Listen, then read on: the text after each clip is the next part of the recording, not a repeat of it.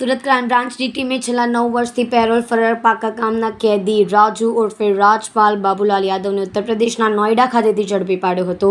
પોલીસના જણાવ્યા મુજબ સુરતમાં રહેતો મોહમ્મદ રિયાઝ ભાડેથી ટેક્સી ચલાવતો હતો. દરમિયાન 1 જૂન 1998ના રોજ સુરત રેલવે સ્ટેશનથી 2 પેસેન્જર રાજુ બાબુલાલ યાદવ અને અતુલ વિકાસ ચંદ્ર બાજપાઈને લઈને વડોદરા ખાતે જવા રવાના થયો હતો, પરંતુ બંને પેસેન્જરોએ ભરૂચ ખાતે વડોદરા વચ્ચે પથ્થરથી મારી ફાયરિંગ કરી મોહમ્મદ રિયાઝની હત્યા કરીને લાશને ફેંકી દીધી હતી. મારુતિ વાન ટેક્સીની લૂંટ કરીને ફરાર થઈ ગયા હતા. દરમિયાન તેઓ મધ્યપ્રદેશ ખાતે ઝડપાઈ ગયા હતા. બનાવ અંગે સુરતના મૈધરપુરા પોલીસ મથકમાં ગુનો નોંધાયો હતો.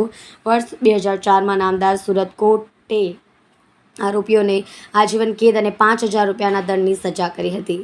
પાકા ગામના કેદી રાજુ ઉર્ફે રાજપાલ બાબુલાલ યાદવ સુરતની લાજપોર જેલમાં હતો. દરમિયાન ગુજરાત હાઈકોર્ટમાંથી 14 દિવસના પેરોલ રજા લઈને છૂટવા માટે અરજી કરી હતી. નામદાર ગુજરાત હાઈકોર્ટે મંજૂર કરતા કેદીને જેલ મુક્ત કરાયો હતો. 14 એપ્રિલ 2015ના રોજ પરત જેલમાં હાજર થવાનું હતું, પરંતુ કેદી હાજર ન થઈ ફરાર થઈ ગયો હતો.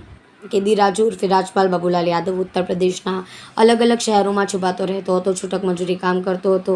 દીકરો નોઈડા ખાતે બેંકમાં નોકરી કરતો હોવાથી વર્ષ 2021માં વર્ષની કેદી નોઈડા ખાતે શિફ્ટ થઈ ગયો અને ત્યાં ડ્રાઇવિંગનું કામકાજ કરતો હતો. દરમિયાન સુરત ક્રાઇમ બ્રાન્ચે તેને ત્યાંથી ઝડપી પાડી કાયદેસરની કાર્યવાહી હાથ